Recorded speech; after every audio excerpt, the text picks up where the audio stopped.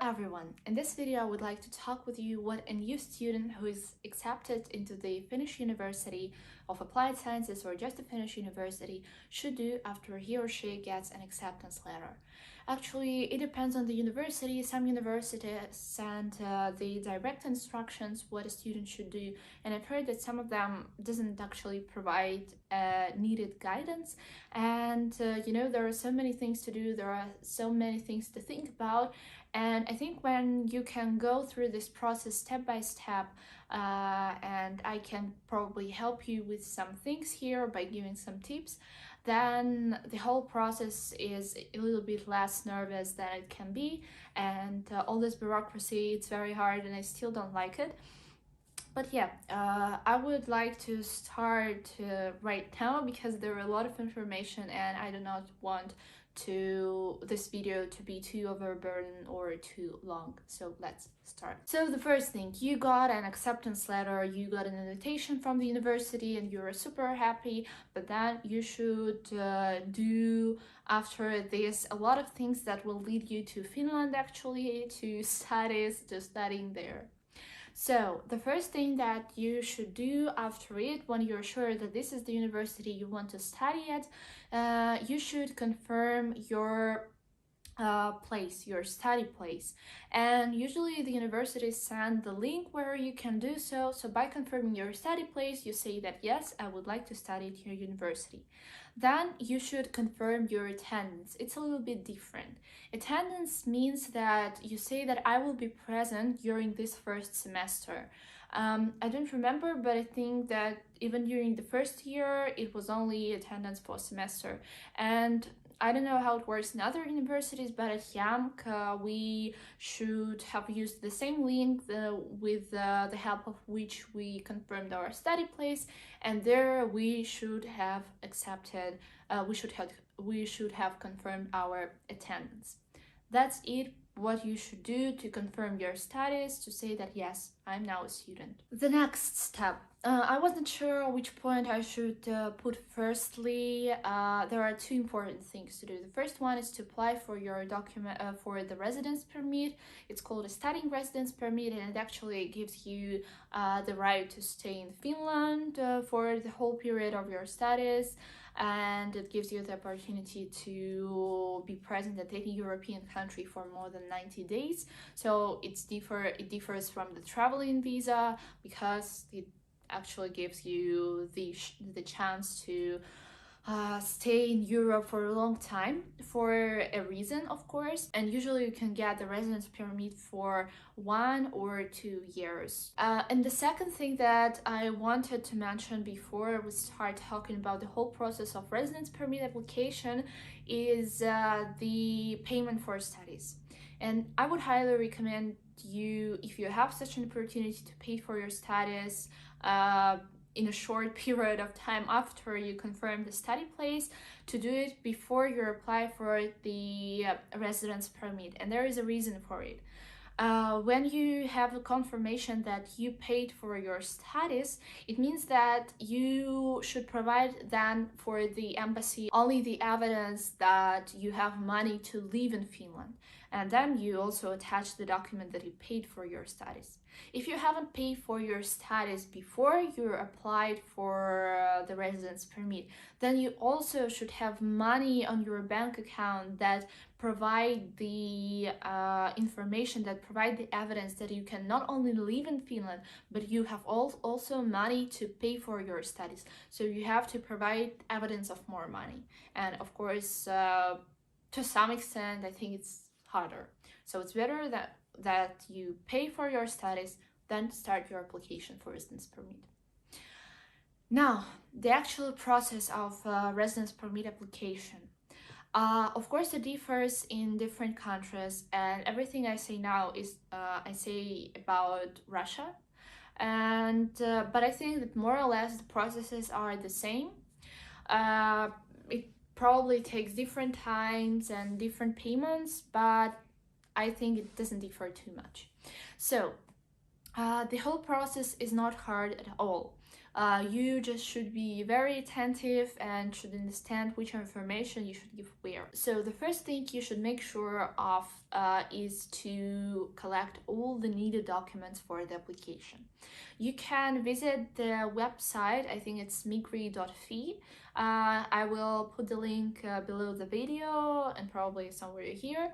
And you can read all the needed information, which documents you need for the first residence permit, how long will it take to get your residence permit, what you should do, how the process goes, how much you should pay for it. So all the needed information, how much you can work, how much you can stay at a certain place, everything is on the website. So it's not so hard, it's not so horrifying like it can seem. The main documents that you should have, of course, a valid passport, I mean traveling passport, foreign passport. The second thing is your study place confirmation. It is the invitation letter that you got from your university. Also, if you have already paid for the studies, you should get the bill from the university and also attach it to it. At my university, for example, all the students, of course, who are not EU members, the tuition fee is partially covered by the government, by the university. You also have a confirmation of the scholarship, which you should also attach to the documents. But I think that this moment will be, in most cases, covered by the universities. And you will know how much money you should pay, so it's not a problem. The third thing that you should have is the evidence that you have enough money for living in Finland, and they have the limit that you should confirm that you have in your bank account 560 euros per month. So it means that if you apply for a 1-year residence permit, you should have 6,720 euros, and if for 2 years you should have 13,440 euros. And and also they usually ask to confirm, to provide the information about the means of support. It means that you should show where this money came from. It can be parents' salary. I did it this way. I just provided the information about my parents' salary so that they will understand that this money came from this source. It can be your funds or your salary if you already work, or any other means, or any scholarship by the government, etc., etc. The next very important thing is insurance.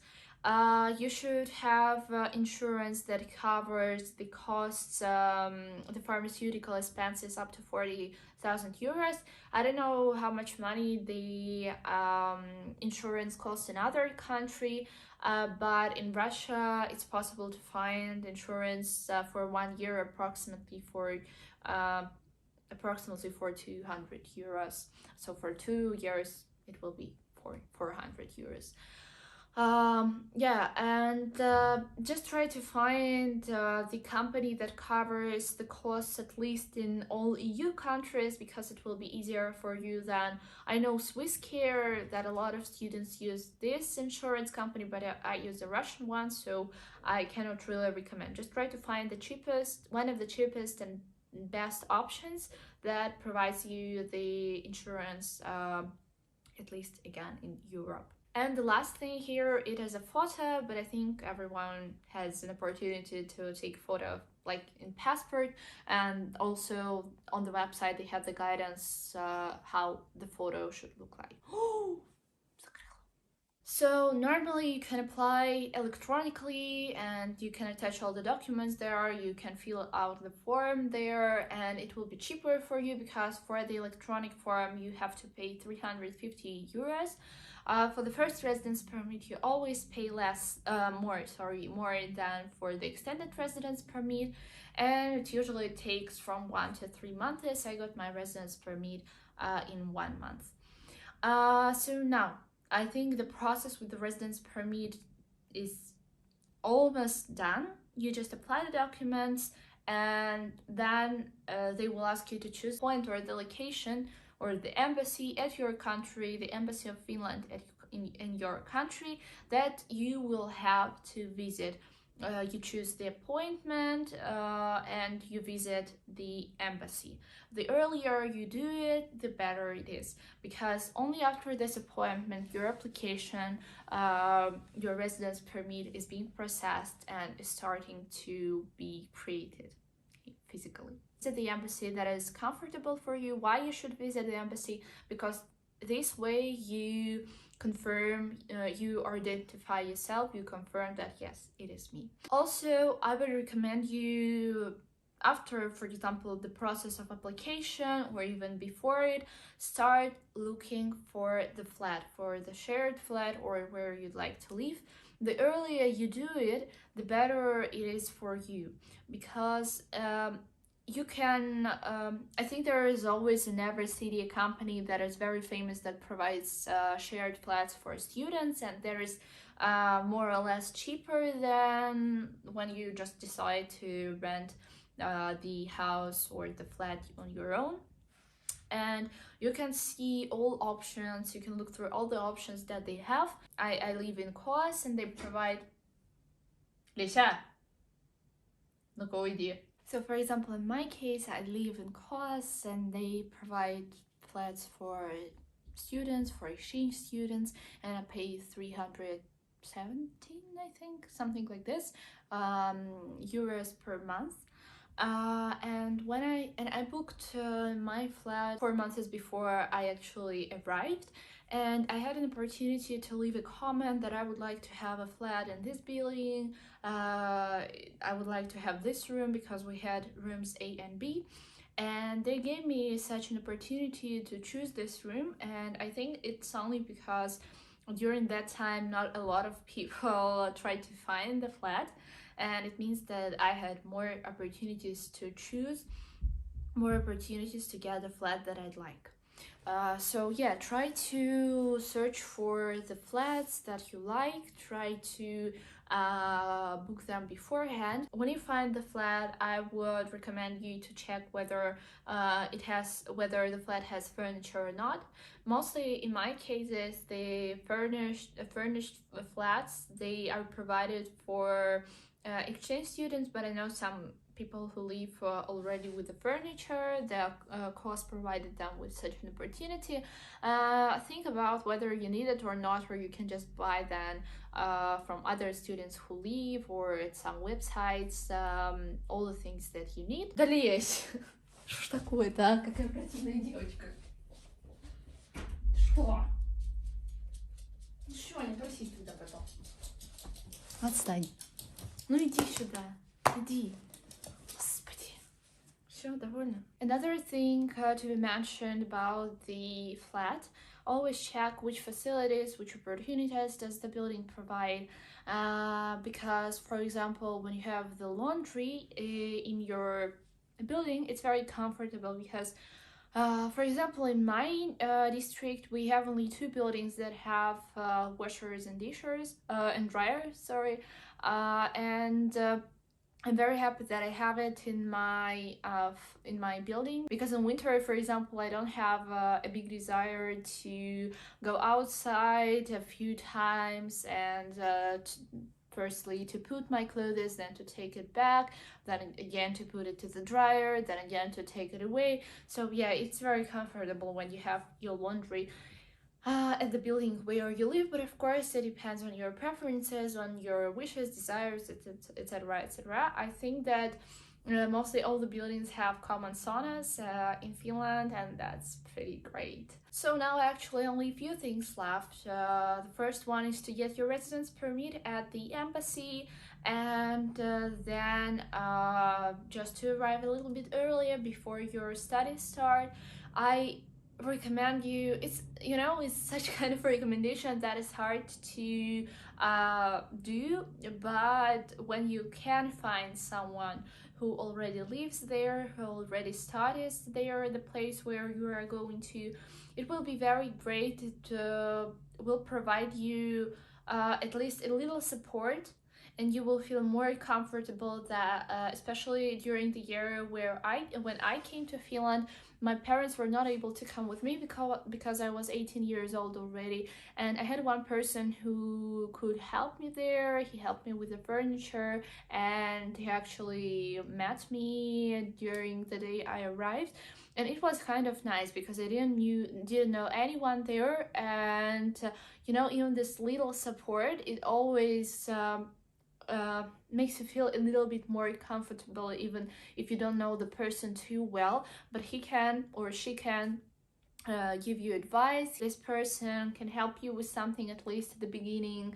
You can always have a person who you can ask about anything that worries you. Of course, it's very important not to overburden this person and to in my opinion, and to give this thank you back in different forms that you can.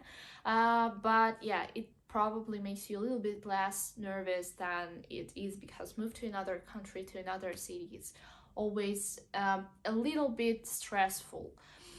Yeah, and actually, then you arrive, and then your orientation week started, where you meet all your new classmates, or all your new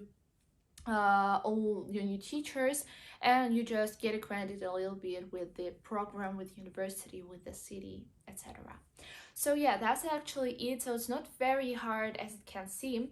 So I really wish you to do all this process as smoothly and as uh, calm as it's possible. I know that it's not very hard, and all these new rules, all those new regulations, all these things that should have been that should be done, it's very hard. And that's why I decided to make this video, just to show you step by step how to proceed with this application, what to do after the invitation letter. If you have still any questions, just write down in comments. If it's a big question, I will make another video for it. If it's a small question, I will answer this question. I hope that I made this process a little bit clearer for you, and I wish you all the best. I hope that you get your invitation letter. It usually comes in April, May, June. Yeah, and then you can do all these things and study in the place where you'd like to. So thank you for watching this video, and bye.